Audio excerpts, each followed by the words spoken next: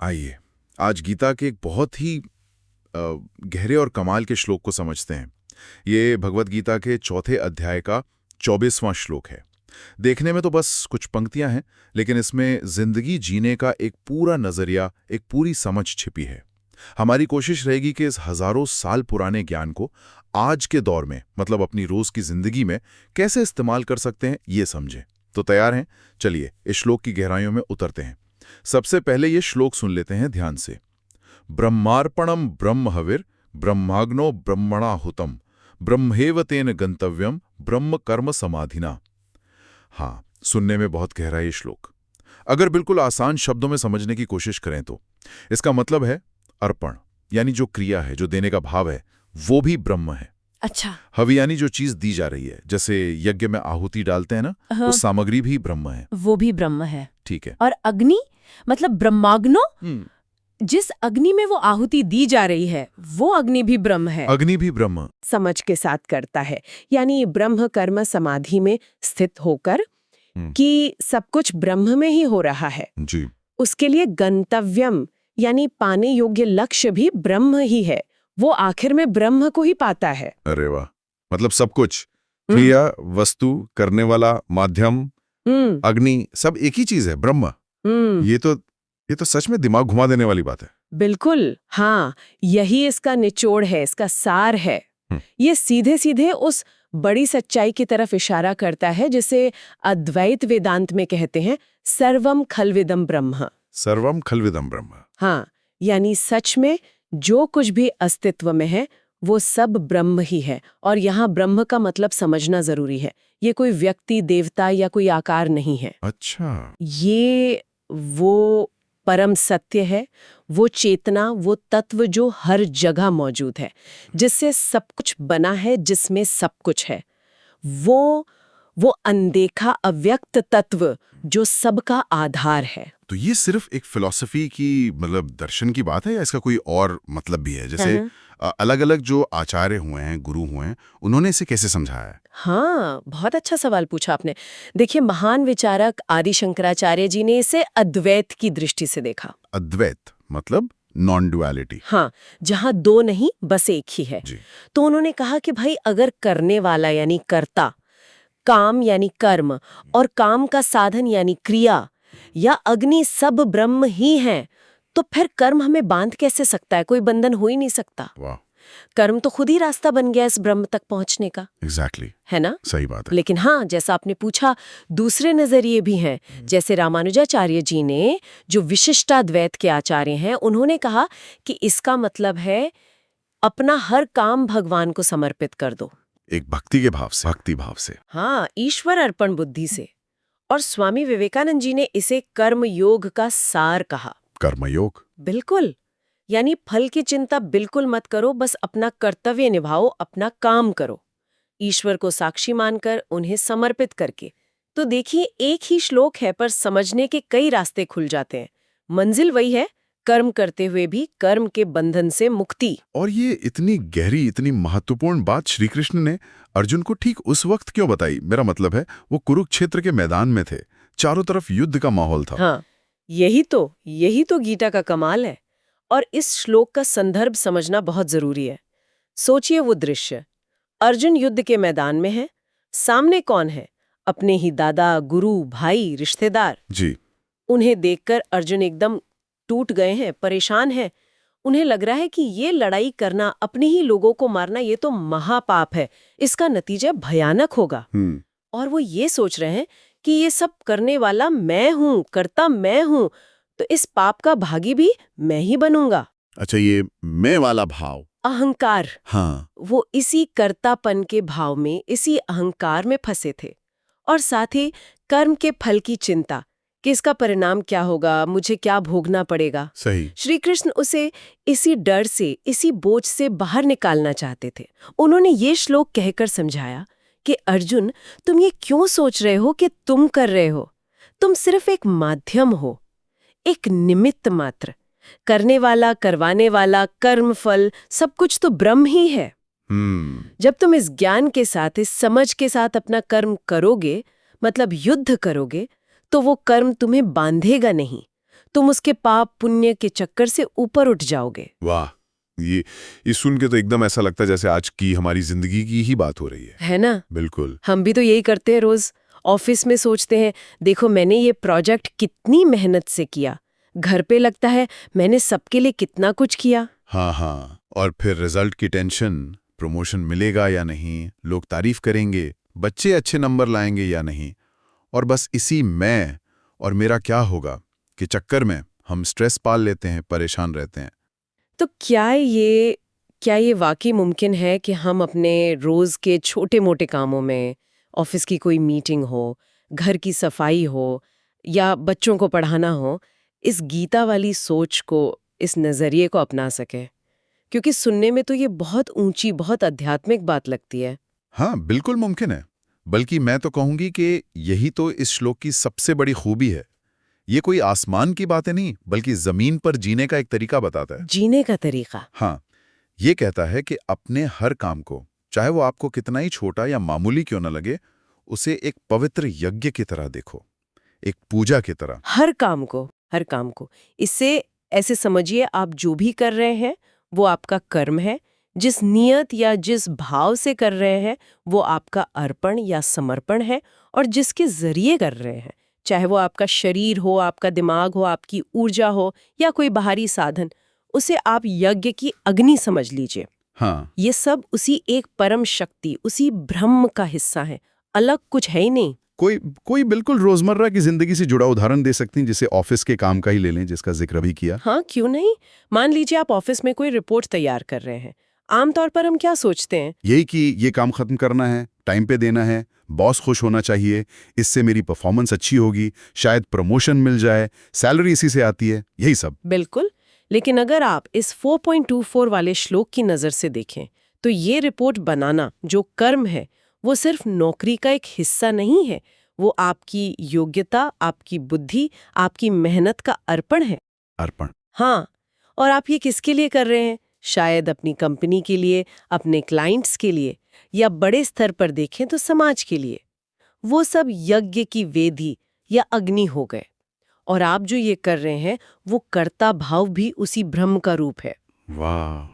या मान लीजिए घर पर खाना बनाना, उसे रोज की एक थकाऊ ड्यूटी समझने की बजाय ये सोचें कि आप अपने परिवार के लिए प्रेम और सेवा का यज्ञ कर रही हैं। हर सब्जी काटना, हर मसाला डालना, मानो उस परम सत्ता को, उस ब्रह्म को एक भेंट चढ़ा रहे हैं। जब ये भाव मन में आता है ना, हाँ, तो वही काम बोझ नहीं लगता, उसमें एक आनंद आने लगता है, एक संतुष्टि मिलती है। और जो काम हमें संतुष्टि दे, उससे भला तनाव कैसे होगा? सही कहा। मतलब नजरिए का ही सारा खेल है। बिल्कुल। और आजकल की जिंदगी तो और भी ज्यादा तेज रफ्तार वाली है। मल्टीटास्किंग, डेडलाइन का प्रेशर, हर चीज में नतीजे पे फोकस, कंपटीशन इतना है। ऐसे में ये हजारों साल पुरानी सोच कैसे काम आ सकती है? कहाँ फिट होती है ये? पहले से भी ज्यादा। अच्छा, कैसे? देखिए, ये श्लोक एक तरह से आजकल जो लोग माइंडफुलनेस की बात करते हैं या वर्तमान पल में जीने की बात करते हैं, उसका ही आध्यात्मिक और गहरा रूप है। माइंडफुलनेस। हाँ। हाँ। हम ज्यादातर क्या करते हैं? या तो बीते हुए कल की बातों में उलझे रहते हैं, ऐसा क्यों हुआ, वैसा नहीं होना चाहिए था, या फिर आने वाले कल की चिंता में डूबे रहते हैं, क्या होगा, कैसे होगा। सही बात है, वर्तमान में तो रहते ही नहीं। बिल्कुल। ये श्लोक कहता है जरा रुको, अभी इस पल में जो काम तुम्हारे सामने है उस पर अपना पूरा ध्यान लगाओ, उसे सबसे अच्छे तरीके से करने की कोशिश करो, बस। नतीजे का क्या? नतीजा क्या होगा वो छोड़ दो, उसे भविष्य पर या कहिए उस परम सत्ता पर छोड़ दो। क्योंकि पहली बात तो यह है कि नतीजा पूरी तरह से हमारे हाथ में होता भी नहीं है, बहुत सारे फैक्टर्स होते हैं। ये तो है। और दूसरी और गहरी बात यह है कि इस श्लोक के अनुसार कर्ता, कर्म, साधन, फल सब हैं तो ब्रह्म ही। तो चिंता किस बात की? ये सोचने का बिल्कुल अलग तरीका है। और मजे की बात यह है कि अब तो मॉडर्न साइंस भी इस तरह की सोच के फायदों को मानने लगा है। साइंस कैसे? हाँ, जैसे न्यूरोसाइंस जो दिमाग पर रिसर्च करते हैं, वो बताते हैं कि जब हम मैं कर रहा हूँ, मुझे करना है वाली सोच से थोड़ा हटकर पूरी तरह अपने काम में डूब जाते हैं, वो इसे फ्लो स्टेट कहते हैं। Flow state? हाँ, सुना है। तो उस वक्त हमारे दिमाग का वो हिस्सा जो तनाव और डर पैदा करता है, जिसे एमिगडाला कहते हैं, वो शांत हो जाता है। बिल्कुल शांत। अच्छा, और दिमाग का वो हिस्सा जो सोचने, समझने, प्लानिंग करने और फैसले लेने का काम करता है, यानी प्री फ्रंटल कॉर्टेक्स, वो ज्यादा एक्टिव हो जाता है, ज्यादा बेहतर तरीके से काम करने लगता है। तो इसका नतीजा क्या होता है? नतीजा, दिमाग एकदम साफ रहता है, क्रिएटिविटी बढ़ती है, फोकस अच्छा होता है, मुश्किल चीजें भी आसान लगने लगती हैं, काम ज्यादा कुशलता से होता है। वाह, ये तो कमाल है। और साइकोलॉजी मतलब मनोविज्ञान इस बारे में क्या कहता है? मनोविज्ञान में एक बहुत जानी मानी थेरेपी है, कॉग्निटिव बिहेवियरल थेरेपी, जिसे सीबीटी कहते हैं। हाँ, सीबीटी। उसका मूल सिद्धांत क्या है? यही कि हमारी भावनाएं, हमारे एहसास हमारे विचारों से पैदा होते हैं। अगर हम अपनी सोच बदल लें, अपना नजरिया बदल लें, तो हम कैसा महसूस करते हैं ये भी बदल सकते हैं। सोच बदलो, एहसास बदलो। बिल्कुल। और ये श्लोक ठीक यही तो करता है। ये काम करने के पीछे की हमारी सोच को, हमारे नजरिए को बदल देता है। हाय राम, ये काम करना पड़ रहा है, पता नहीं क्या होगा, कैसे होगा।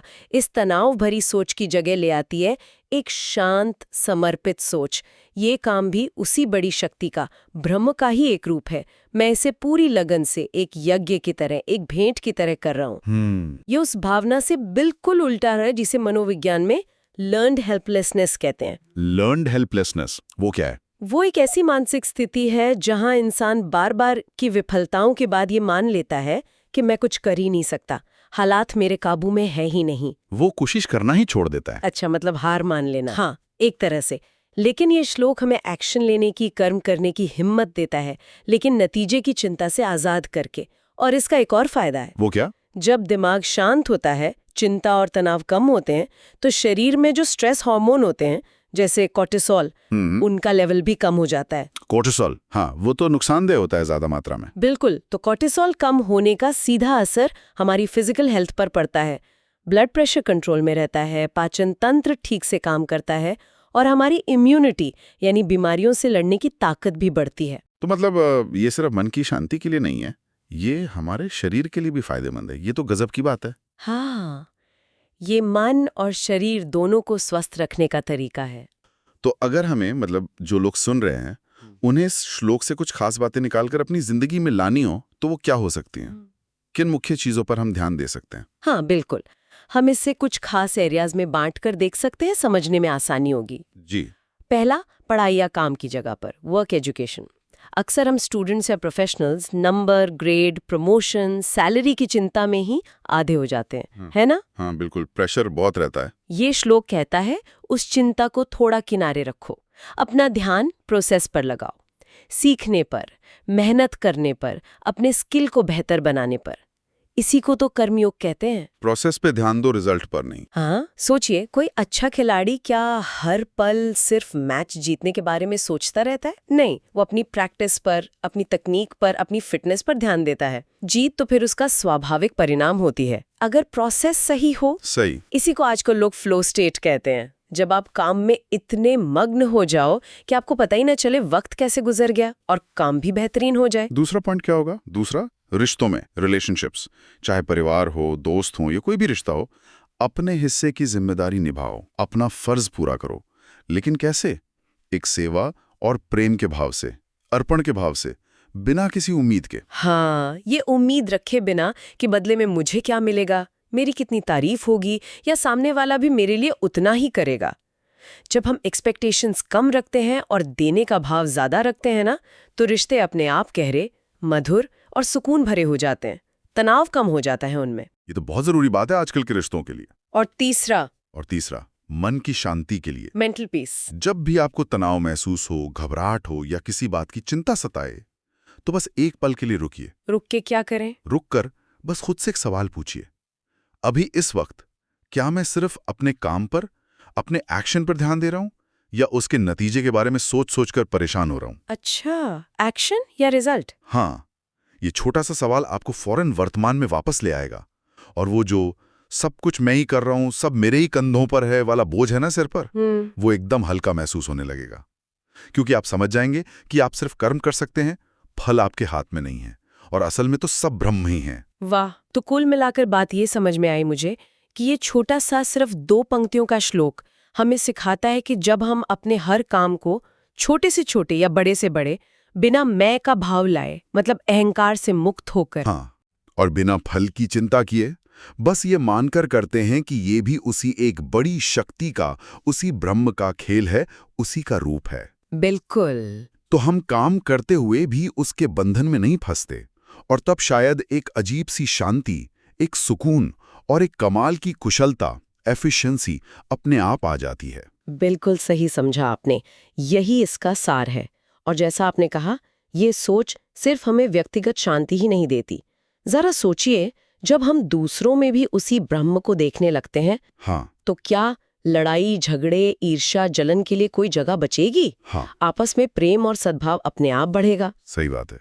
और जब हम प्रकृति में, पेड़ पौधों, नदी, पहाड़, जानवरों में भी उसी एक शक्ति को, उसी ब्रह्म को महसूस करते हैं, तो क्या हम उन्हें नुकसान पहुंचा पाएंगे? पर्यावरण की चिंता, उसकी देखभाल का भाव अपने आप जागृत होगा, है ना? हाँ, बिल्कुल। ये तो बहुत गहरा कनेक्शन है। हाँ, ये एक पूरी होलिस्टिक सोच है, एक समग्र दृष्टि है जो जिंदगी के हर पहलू को एक साथ जोड़ती है, व्यक्ति, समाज, प्रकृति, सब कुछ। तो निचोड़ क्या है, अगर एक लाइन में किसी को बताना हो कि भाई इस श्लोक 4:24 से क्या सीखा? निचोड़ शायद यही है कि जिंदगी कर्म से भागने का नाम नहीं है, हमें कर्म छोड़ना नहीं है। अच्छा। हाँ, असली रास्ता है कर्म को सही नजरिए से, सही भाव से करने में। कर्म तो करना ही है, पर उसे बोझ समझकर नहीं, चिंता के साथ नहीं, बल्कि एक यज्ञ समझकर, एक पूजा समझकर, ब्रह्म को अर्पण समझकर करना, यही असली कला है। और इसी कला में असली आजादी और असली खुशी छुपी है। कर्मी पूजा है, पर सही भाव के साथ। बिल्कुल। और जाते जाते सुनने वालों के लिए एक छोटा सा प्रयोग करने का सुझाव या न्योता कह लीजिए। हाँ, जरूर। आज अपने पूरे दिन में से किसी एक बिल्कुल मामूली से काम को चुनिए, बहुत छोटा सा काम, चाहे वो एक गिलास पानी पीना हो, या किसी से 2 मिनट बात करना हो, या सुबह उठकर अपना बिस्तर ठीक करना हो, कोई भी एक काम। ठीक है, चुन लिया। फिर बस उस एक काम को पूरी तरह से इसी भाव से करने की कोशिश कीजिए जो हमने अभी डिस्कस किया, ब्रह्मार्पण, ब्रह्म को अर्पण, बिना किसी नतीजे की सोचे, बिना किसी जल्दी के, बिना किसी और विचार के, बस वो काम जैसे वो अपने आप में एक पूजा हो, पूरी जागरूकता के साथ, पूरे ध्यान के साथ, पूरे समर्पण के साथ। और फिर बस महसूस कीजिए क्या फर्क लगता है। क्या उस छोटे से रोजमर्रा के काम में भी आपको एक अनोखी शांति, एक गहरा मतलब, एक जुड़ाव महसूस होता है? हो सकता है उस छोटे से प्रयोग में ही आपको इस श्लोक की गहराई का एक छोटा सा अनुभव मिल जाए।